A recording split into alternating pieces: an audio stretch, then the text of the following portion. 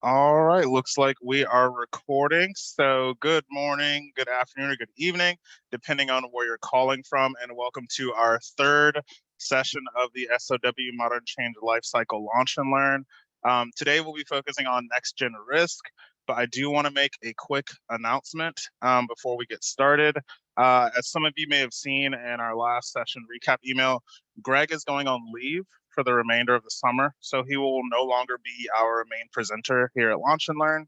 That means a few things. One, presentations will be held more by a committee. There'll still be some familiar faces, such as Isaac, and we will be covering all of the same topics. It just won't be led by Greg, but rest assured, you are in great hands. We're going to take care of you. That being said, due to the personnel change, the schedule is going to change slightly. So the next session, SOW change, will now take place in August, which means we will not have any sessions for the month of July. Consider it your midterm break or something of the sort. Also, due to that change, as you could imagine, it will likely take us a little bit longer than normal to answer some of your more technical questions or your questions about the direction your org should take with regards to change. We have been receiving your emails. I promise we are doing our best to capture everything and answer them in a timely manner. But as we move through some changes on our end, it is going to take a little bit longer than normal to get back to you. We'll still have folks on these calls to answer the questions you have immediately and try to address them as best as we can. But I do ask for your grace. This was a unexpected change, so it may take us a little longer to answer some of your concerns than it has in the past. And that is all for my announcement, though I do have a quick survey before we get started. So I'm going to try to pop this poll. Hopefully this works. That's funny. All right. I'll give you all just like a minute and a half to run through this poll here. And once we end, we'll just record it on our end.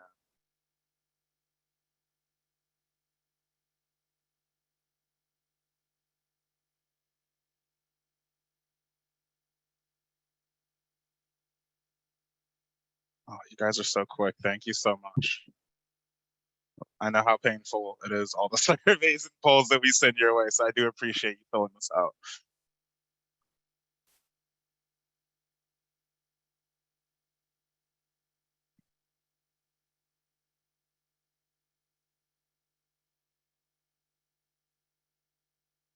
Let's see.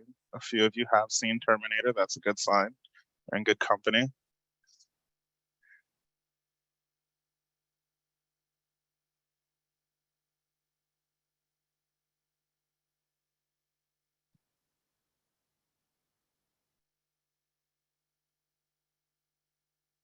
Oh, I'll just go for about 20 more seconds. Hopefully get to at least 75% participation here.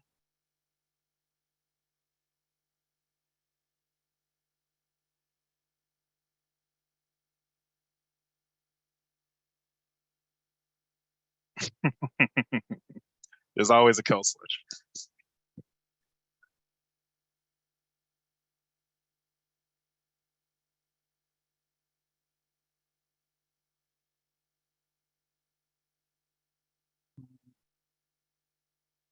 All right, that looks good to me.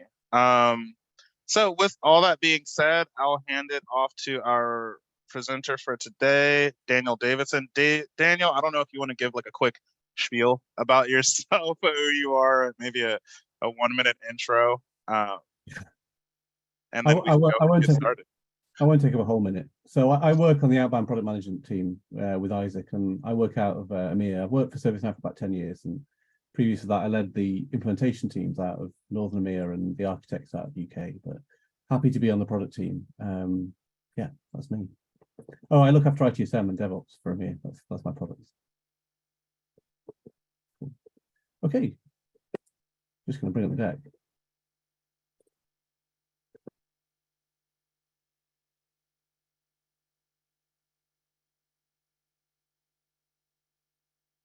So hi everyone, just a bit of I suppose a bit of housekeeping first. I'm leaving this slide in. Can you see my screen? Can you just give me a nod, Chris? You can Looks see. good. Yep. Looks good to you. Okay. So the format we're going to follow today, as we've done before, just some housekeeping on identification, adding in your company name, and some. I think Chris has already covered, how we're going to do the Q&A. So are we saying come off mute and ask questions during the presentation, Chris? Is that what we're saying?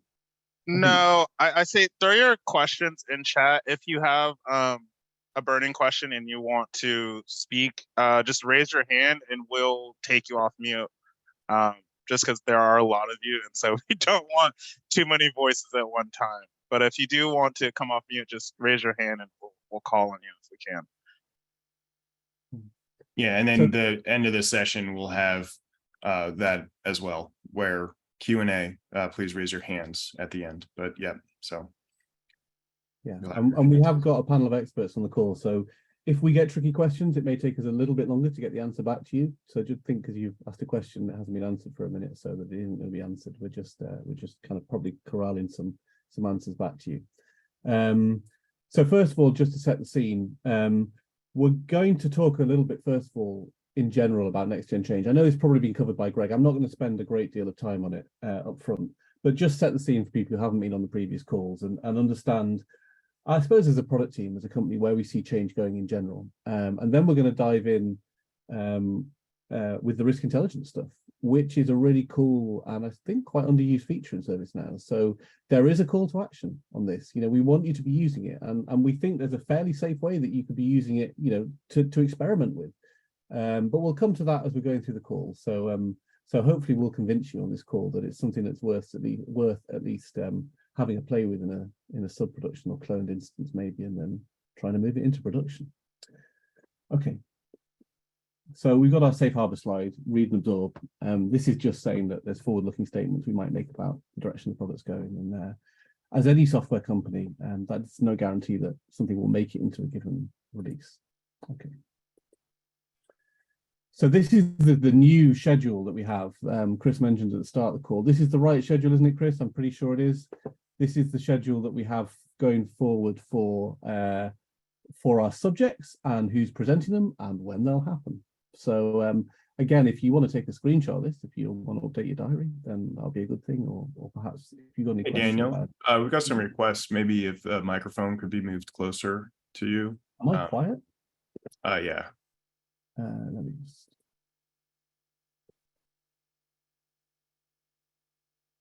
Is that any better? I think that's much better. You sound a little less small. Try, I don't know, just keep going and see if okay, that's the built-in microphone on my laptop as opposed to the microphone that I bought. So that shows you something about my microphones maybe. Okay, cool. Let me know if you need me to speak up a bit. Right. So we're going to talk about the evolution of change. And again, I think Greg's covered this already, but really to start off with, 40 years ago, we were talking about just being able to control change within IT. It was something that needed to happen. That's what people realized. And change control made it so that you had to go through a certain process to make changes within IT, and really enabled some level of governance for change. But moving on, we talk more about change management, and that's when processes like ITIL started to come to the fore. We started to standardize across the industry how we do change management. Things like normal standard emergency change were born in that period, and because people started to adopt ways of doing it, and the ServiceNow platform came into being around that time too, and we enabled change around the business. We enabled change management. But moving forward now, we've got a different paradigm. And what we need to do is change enablement. So the question that gets asked by a lot of customers is, how do I federate change whilst maintaining control? How do I cope with all these different teams doing things in slightly different ways across my business, whether they're part of central IT, maybe they're part of, they're distributed, maybe they're using different technologies, maybe they have different levels of quality assurance when you shift left into their systems that we don't want them to have to replicate in the change process. How do I guarantee that they're doing that and they're being followed? And how do I allow different areas of the business to work at different speeds within the change paradigm. So, key to that concept is one of the things is automation. So we need to automate. We need to automate to be able to make change flow faster.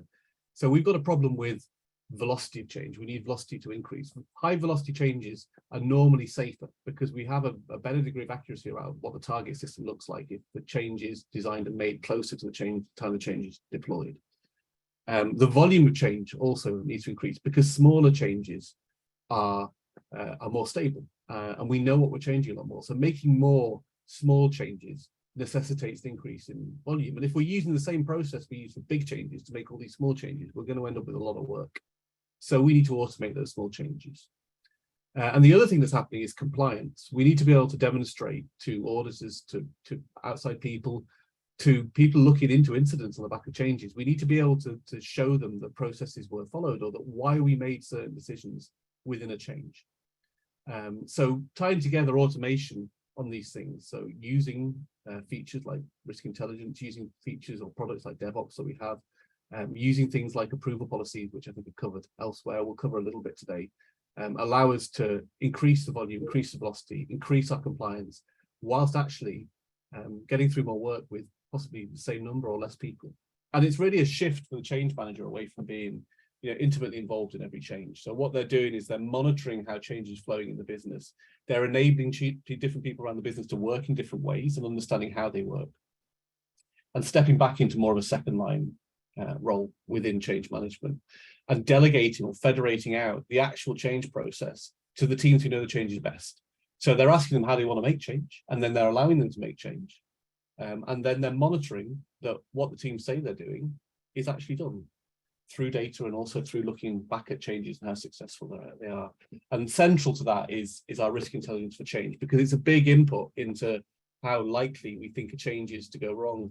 Is the risk intelligence of change, and being able to use things like machine learning and artificial intelligence as an input to that is a big bonus, right? It's something that we're not really used to in change management, but it's something that you have in ServiceNow if you're a pro customer.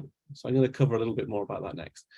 A lot of what we're talking about, not everything, a lot of what we're talking about today fits within our ITSM Pro suite. So the licensing model is standard, pro, and enterprise. In the standard model, we're looking at people who are standardizing their processes, right? Who are trying to create a CMDB, who are trying to make sure that people follow the same change process, who are trying to manage those processes. Then when we move into the pro license, what we're looking to do is take what we did in the first phase, and the kind of modernized phase of standard phase, into the pro phase, which is around, how do we make things work faster, slicker? How do we do more with less? How do we apply technology to these things, to these problems, to allow change to go faster, to allow us to reduce the MTTR of incidents, or to understand more about our technology landscape in a more automated way?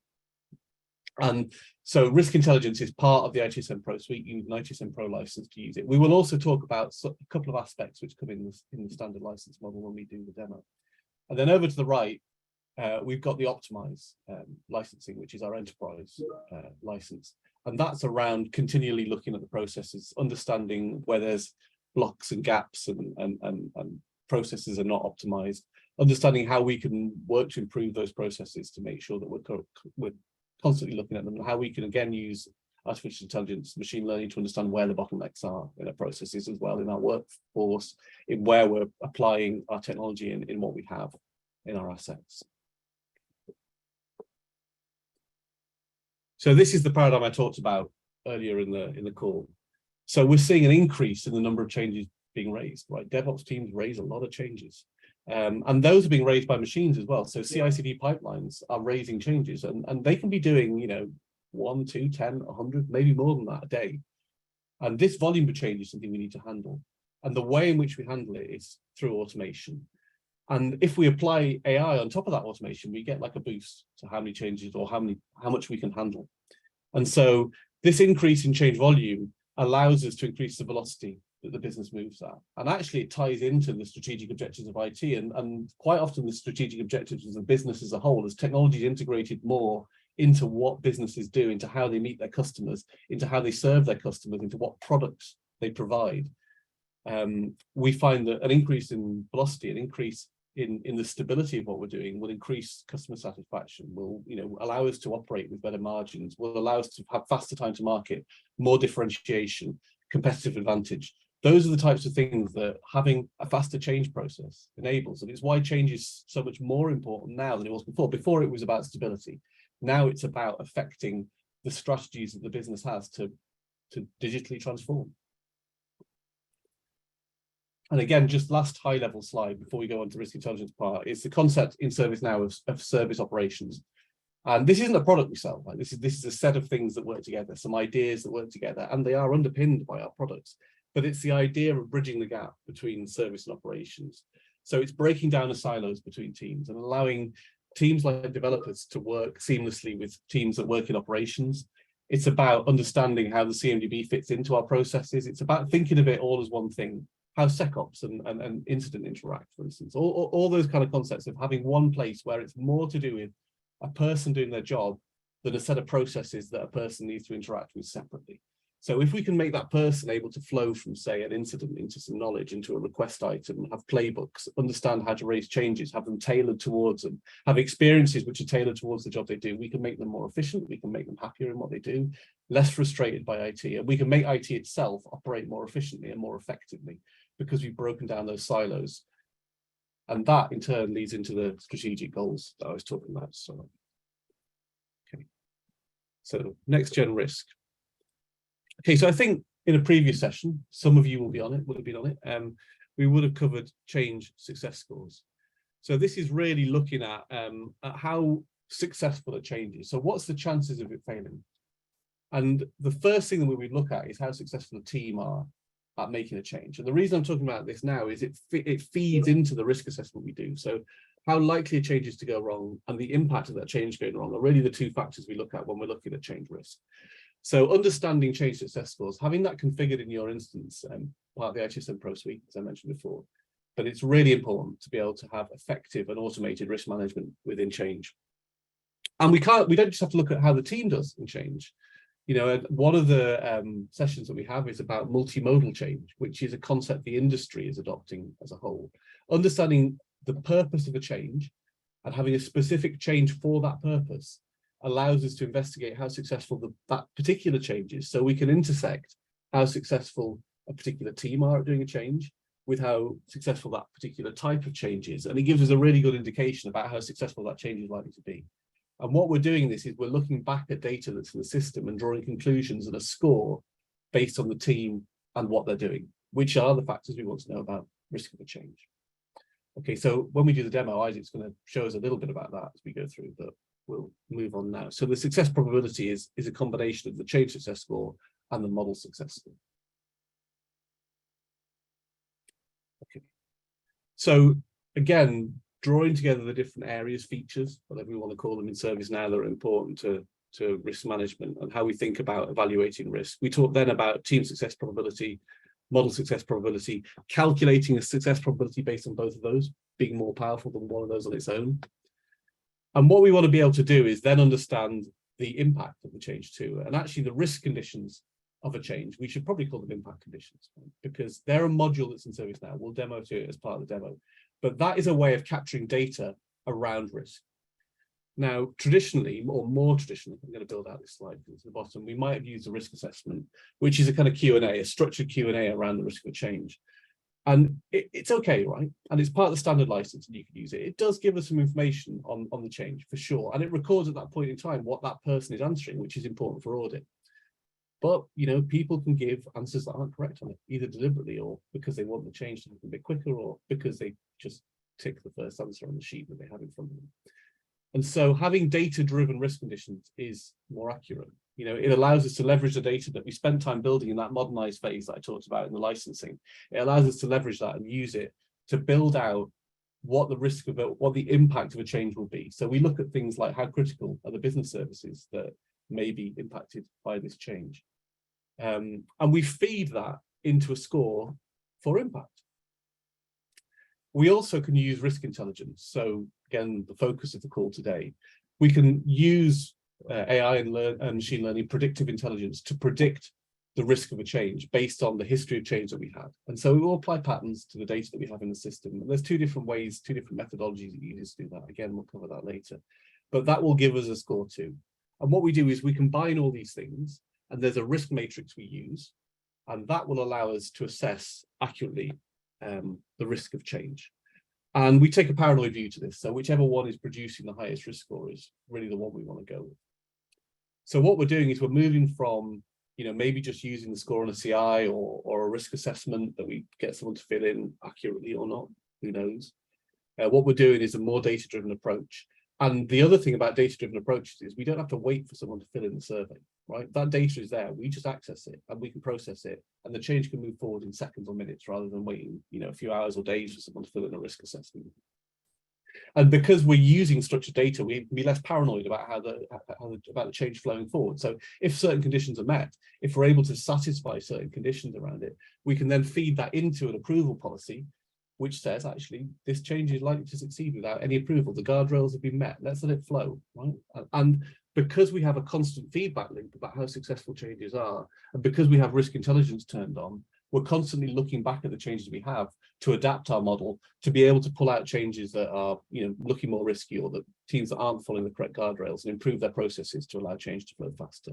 So it's about the risk of that particular change, but it's also about looking at the overall picture of changes that we have in the business and types of changes, be able to slice and dice that by team or model or whatever we're doing in that space, and be able to apply AI and NI.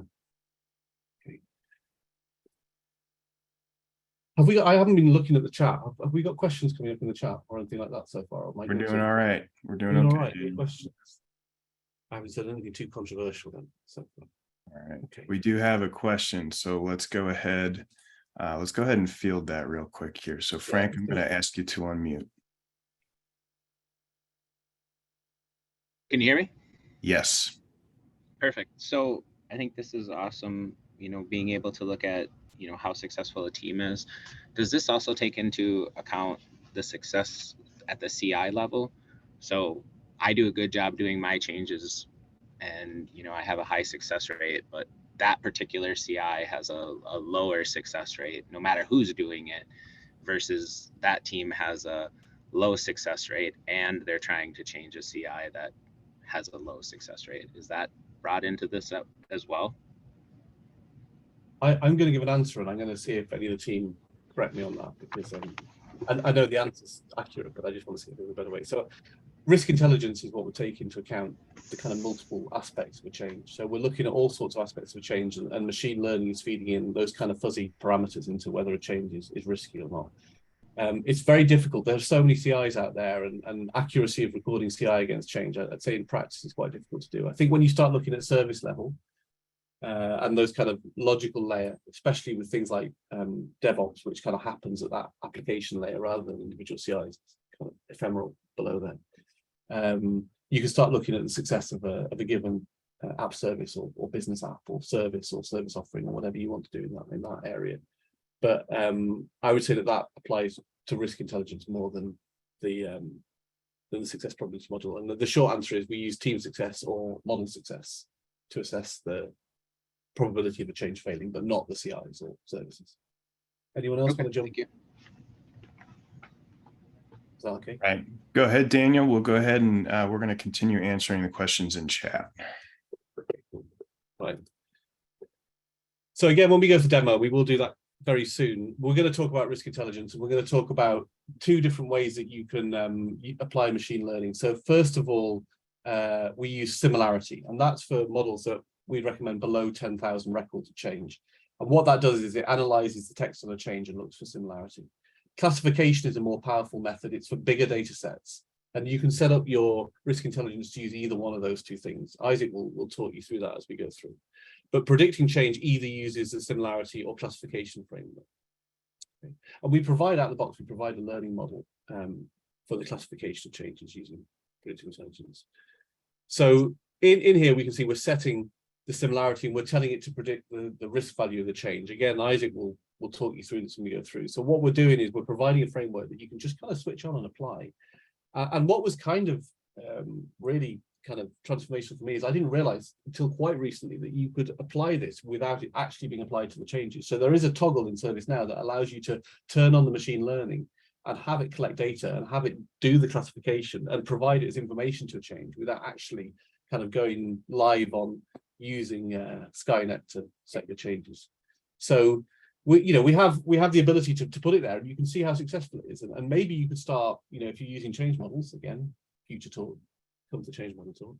But maybe you can start applying it to certain paradigms and keep a high touch engagement on it and start rolling it out.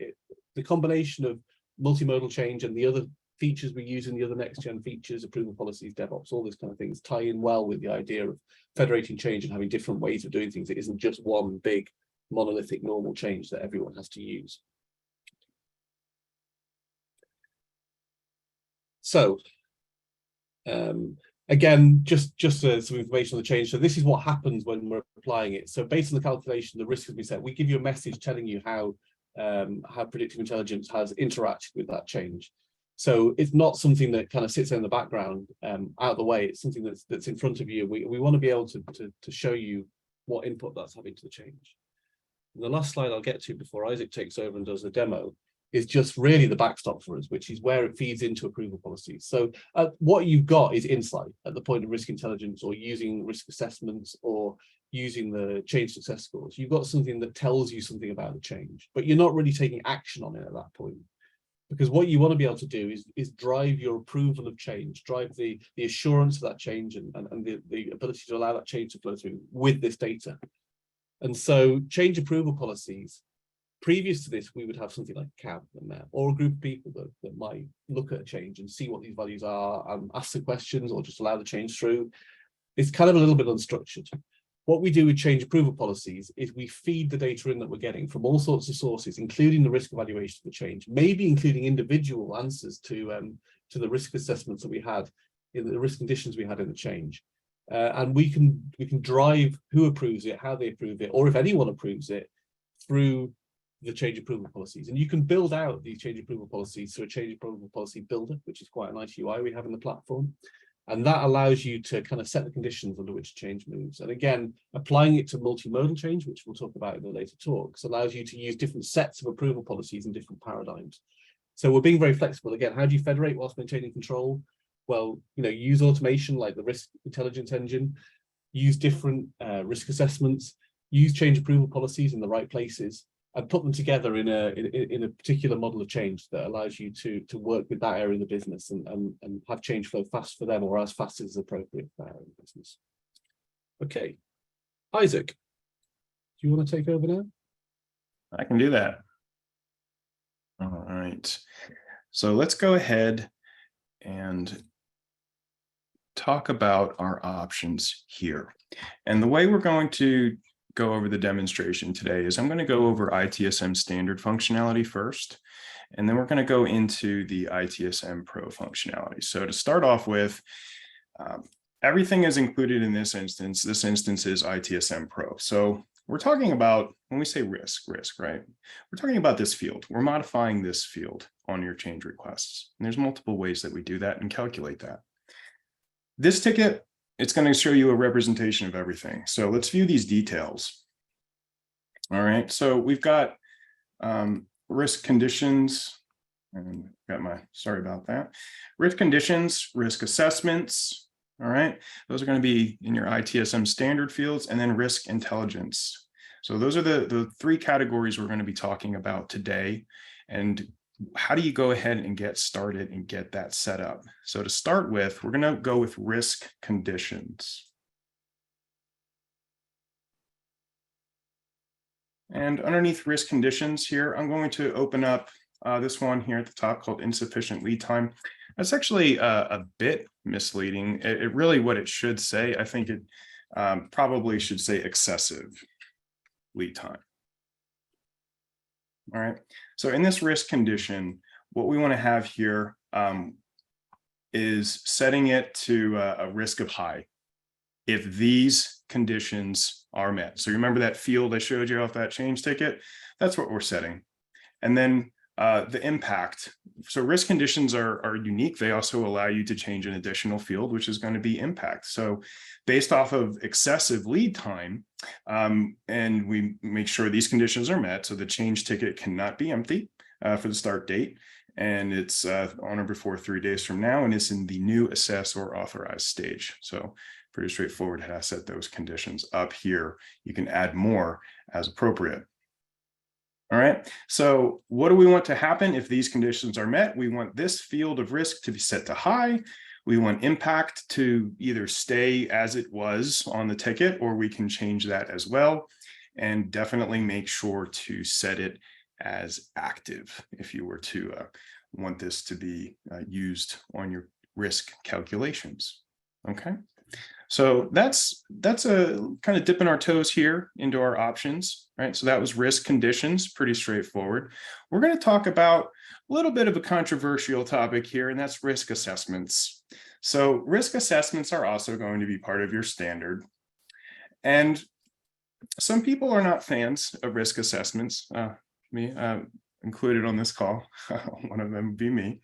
And the reason why is because this is essentially we're asking the individual submitting this ticket to give a self-assessment and say, is this going to be high risk, low risk? All right. So for this risk assessment to even show up as an option on the change ticket, and I've also set it to active, so keep that in mind, these conditions must be met. So there needs to be an active change request, one of these types in those particular states, or these conditions as well. There's also an assessment designer. So I can go ahead and launch that and see what that looks like here. So this is really nice. It's looks like a nice little survey tooling here. So we'll go ahead and let that load. So here's my my survey, if you will, my assessment. And you can change these and certainly add different controls to this.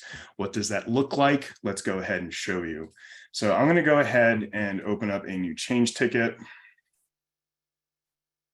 new change request. And something to note here too, we are going to get into multimodal at a later presentation. Daniel talked about it, but we're going to just pick normal mode, normal change request today. One example here that we want to talk about, by default, some of you may have noticed when you open up a new change request, the risk is set to moderate. So that's something that we've had some conversations on. I know a lot of our customers just automatically set that risk to low. So there is enhancement requests. Please add to that vote that if you open up a new change request, I think low should be that, but there's certainly a UI action you can put to change that if you so choose to. So I'm going to go ahead and just fill out some brief descriptions here. I'll put an assignment group. Yes, engineering, and there's an SAP service that'll work just fine. Implementation plan. Going for it. All right, so let's go ahead and notice here, there's nothing in the related links. As soon as I save it,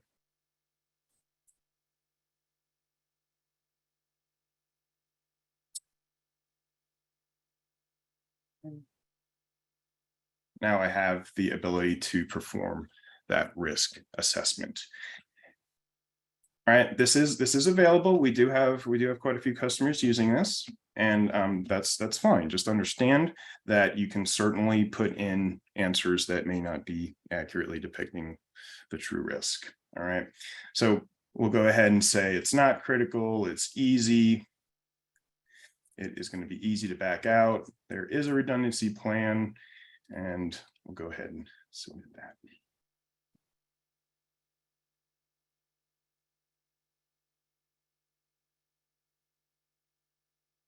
All right, so the risk has been set to moderate. And that was based off of the assessment that just came through. So let's go ahead and verify that.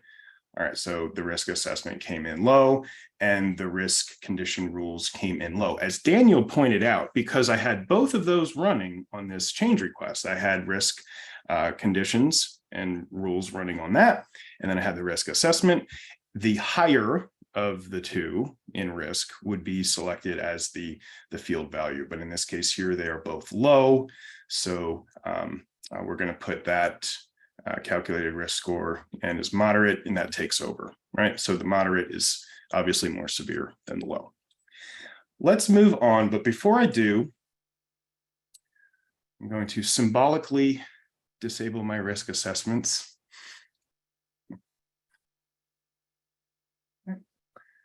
Go ahead and just save that. And now we're going to move into really kind of the centerpiece today is going to be risk intelligence.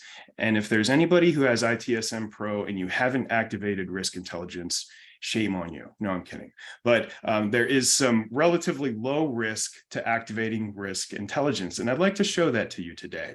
Sometimes it can be a little bit, you just want to know how it's going to work before you activate it. We built that into the product. So let me show you how that works. Opening up risk intelligence, so pro feature, okay?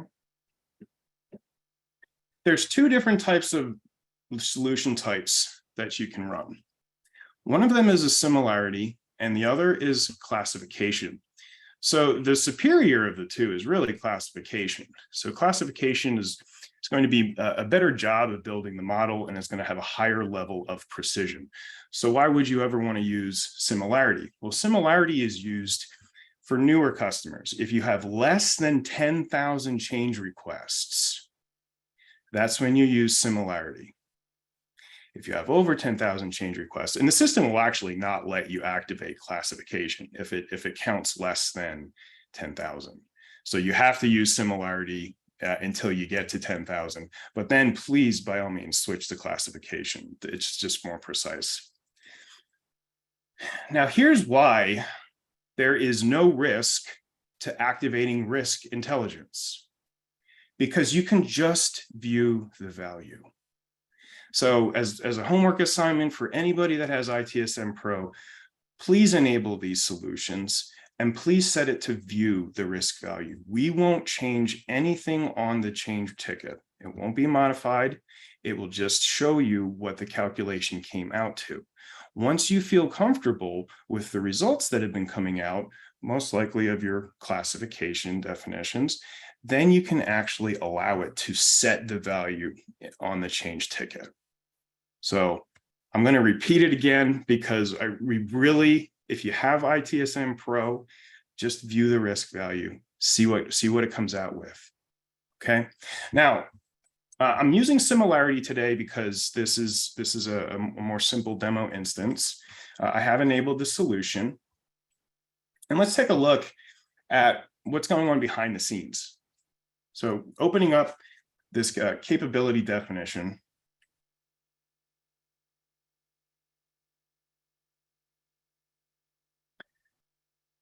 Okay, so here we go. All right. So step one, what's relevant? Well, obviously we're doing changes. Okay. Here is where about 80% of the decisions are made. What fields do you want predictive intelligence to look through? I would advise you, don't go crazy when you first start this out. You'll be surprised when you just use fields like the short description and implementation plan, the results that come back. Okay, so don't go too crazy when you're setting these up. Daniel and I had a really good conversation. One of the fields that you might want to add is going to be your close code. Okay, so that might be something, start with those three, like short description, implementation plan, and perhaps add close code. All right, so we're not going to get into that too much though, but you add the fields, and then these are conditions. So it should start to look a little familiar here. You want the state of the ticket to be closed, to be calculated into this training model. All right, and then the type is not standard, because standard's probably not going to be as interesting. All right, and then you can train it, right? The update frequency, this one I just trigger on the fly, so I don't have this happening every day, or you could even have it happening every 15 minutes if you so choose to. And what we see here is I ran 2 different models, and the progress came back. So we do have the information that is in here. Some solution parameters. I just like to talk about this here. So behind the scenes, these are the parameters that are going into it, right? We've got similarity, we've got clustering that's happening. So behind the scenes, these are all the processes that we're running on those 3 fields. Okay, so let's go to one of these tickets that has had machine that has gone through predictive intelligence, and I'll show you what this looks like after it's activated. I'm just about to wrap up. This is the last piece I'll be demonstrating, and then we can open it up for questions. All right. So here's a ticket that has met the criteria to be included in that similarity definition. And I'm going to go ahead. Let's let the internet catch up with me. All right. So I'm going to fire this off. Calculate risk, right? So just making sure it has all the latest and greatest, no harm there. And let's see what we came up with. Okay, risk is moderate. So it's telling me that the risk and impact have remained unchanged. So that's fine. I didn't need to rerun the calculation, but good to know.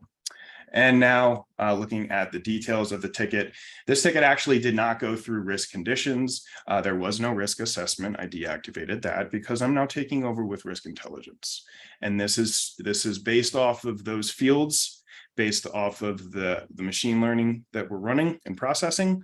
The risk intelligence has set this to moderate. So there you go. And that would be your ITSM Pro feature of the day. Again, I'm going to repeat myself. Please, please, please activate it. Please set it to just view and just see what it does. Okay. All right. That is my presentation. Let's go ahead and open things up a little bit. Have I created a lot of problems in the chat? I wouldn't say problems, but people are definitely vocal, which I love to see.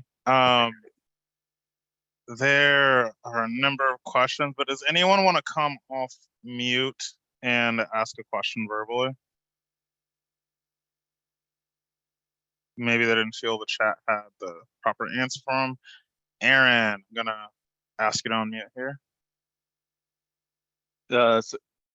Thanks for the demo and all your efforts on this call. And I'm curious about this view only kind of implementation to initially kind of test it and evaluate it.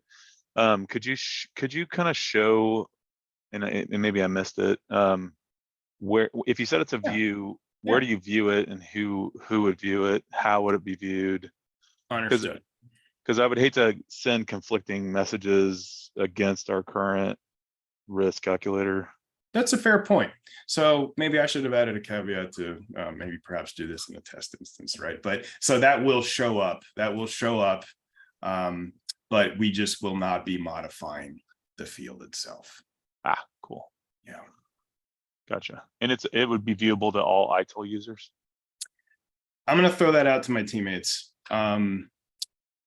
So anybody who can read the change should be able to read the risk that's been processed for that given change. Gotcha. Okay, cool. Appreciate it. We had a question from Matthew Brock really early on, which I was going to answer, and then we moved on, and I'd already marked it as being answered live. So he said the AI ML pattern out of the box seems to predict risk based on risk of other changes, not on the success of similar changes, or number of instances, major instances, outages, problems caused by changes. Is there a reason for this?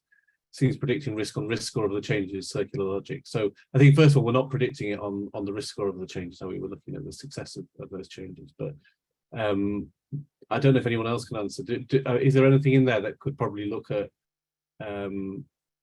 tying together associated incidents, major incidents, and outages, which I'm not aware of anything at the moment that looks at that. No, it's a tough one to actually get right without doing specific solutions for specific customers. So the solution that we did, the solution that we built a couple of releases back, both Salinity and the classification, was probably the best reported solutions we created based on the data sets we have that customers have allowed us to train on and test. Very good results based on predictability.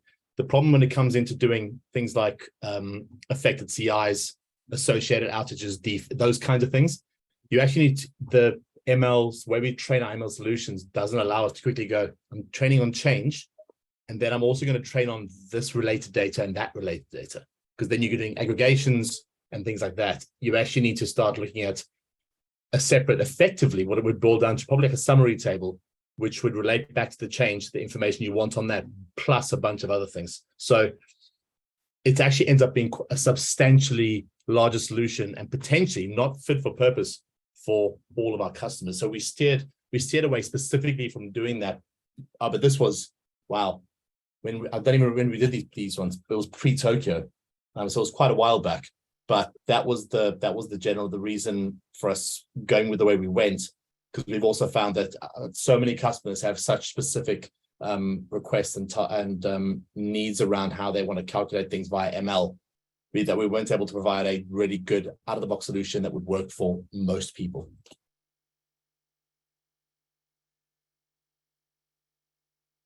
Thank you, Cameron. Really appreciate that answer.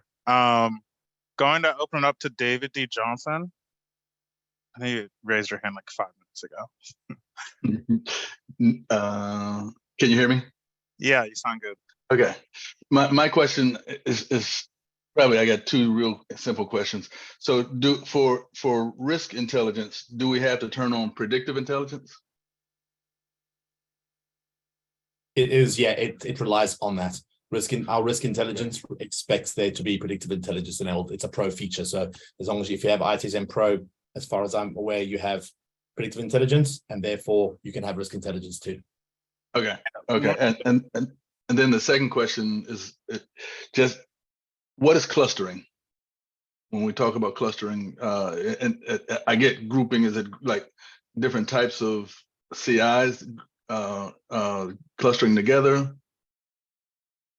But it's just, it is one of the algorithms that we support in order to do it. What I would actually genuinely just suggest is to have a look at the various ones we support, Similarity being one, which we know that does simple text-based ones. When it comes to clustering, it's going to group changes based on related information. Sorry, apologies, I used the wrong thing. It's not clustering, it's categorization. Lee, you should have corrected me on that one. Our clustering is our standard change process. This is categorization. So we categorize these changes based on the fields that we've selected on there, and then we predict based on that. My apologies, I used the wrong one. Yeah, correct. Another question for you here. When so to what extent, and Cameron, what extent might users be able to get risk intelligence to calculate the way they want it to by providing certain keywords or modifying the change ticket? So I think that's a really good question, Isaac. So the benefit we have here, and what we've seen with our other attempts, previous attempts at some cross-table ML things, for a good example would be incidents caused by change or cases caused by change.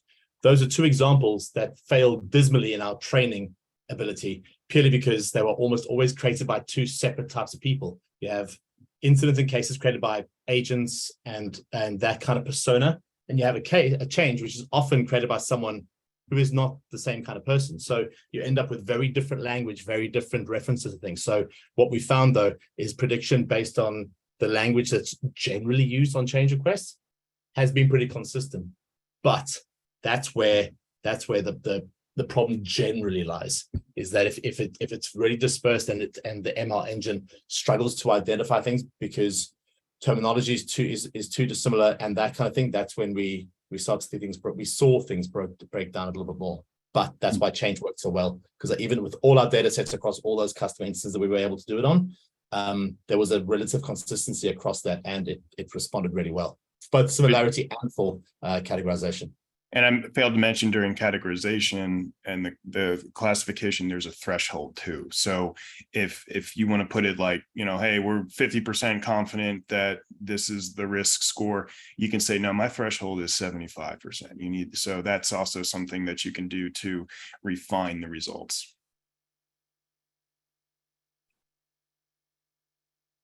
Okay. And just so you know, if we don't get to your question, we will be responding in our email too for any that are not answered live. So don't worry, we will get to it. Mm-hmm. So You we have want some more to get some questions? raised hands questions? Yeah, raised hands. Oh, yeah. I want to say it was either Deepak or Darlene. I'm going to go with Deepak first, and then we'll come to you, Darlene. I think Deepak was waiting a little longer. Yeah. Thanks, Deepak, and is this your sorry, question? Darlene. Okay, so the level of confidence, is that your question, Deepak? That was definitely one, but I also just wanted to quickly check if you are able to query on these outcomes by different avenues like risk conditions, risk intelligence. So basically pull them up across all the changes and run our reports. Is that possible? So you're more of like a performance analytics reporting type of scenario? Yes. How many changes are coming up with risk intelligence, which is moderate versus how many are high, that kind of reporting? There's a table called change underscore risk underscore details, which records all the risk calculation results. So I think you can have a look at that table. Definitely can be used for reporting. Thank you. I do have another question, but that's on the chat. So if you want, you can answer it offline too.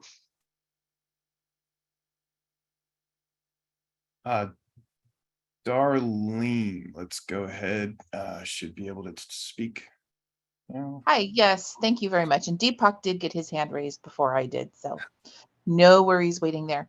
I had a question. We're currently utilizing models and was curious to see if we could have various risk intelligent profiles based on model, because we might want to apply conditions differently based on the model that the changes. That's not different ways of applying risk intelligence. It's ways of applying risk intelligence rather than gathering risk intelligence. So when you look at the framework that we've got for assessing risk, what's that called again, Isaac? I can't remember the name of the table there, but you can have different definitions. You can use multiple definitions and you can get them to be applied to certain models. So a model can have associated with it a risk calculation definition, I think it's called. Okay, great. Thank you.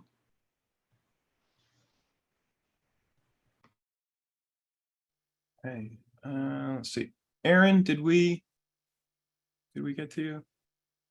I just have one more clarifying question, which is it's related to just kind of the enablement of the enablement of multimodal change and this risk intelligence.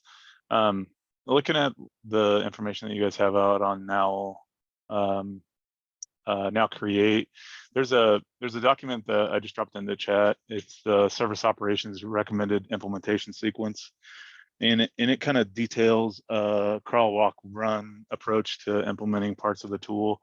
And I know there's a huge desire to implement predictive intelligence and multimodal change. We really want to get there, but we're only in our third year of ServiceNow at Humana, and we're still really trying to address some of the exit criteria from the foundation crawl and so on.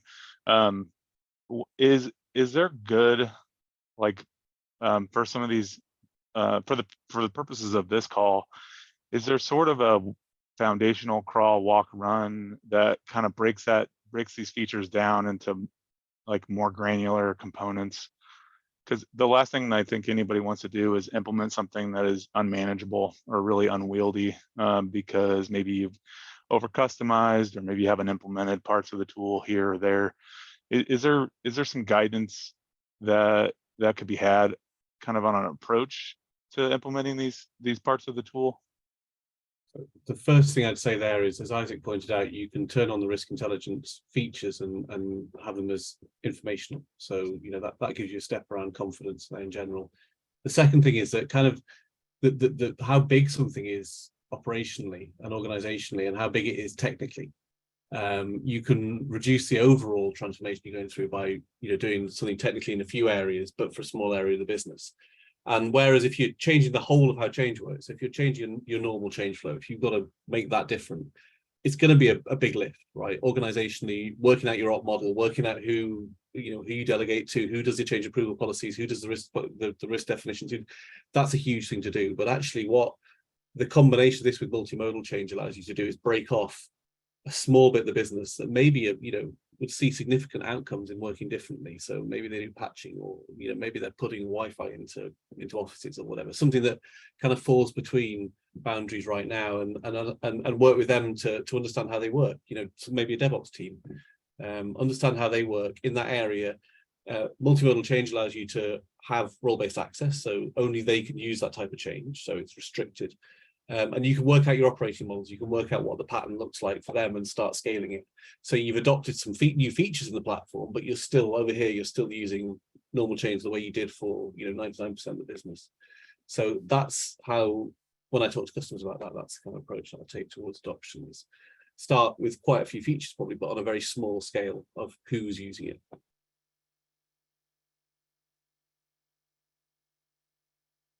I hope that answered your question, Aaron. Thank you, Daniel. We are at time, everyone. I want to be respectful. It is now 9 a.m. Pacific Standard. Just want to say thank you so much again for everyone who attended, for blowing up our chat. We'll do our best to have a recap out to you by end of week. As always, feel free to send me emails, comments, what have you. And we'll see you all in August. So you will get a new schedule sent. This program is not being canceled, but the invite will be renewed. So yeah, everyone enjoy the rest of your weeks. Thanks, everyone.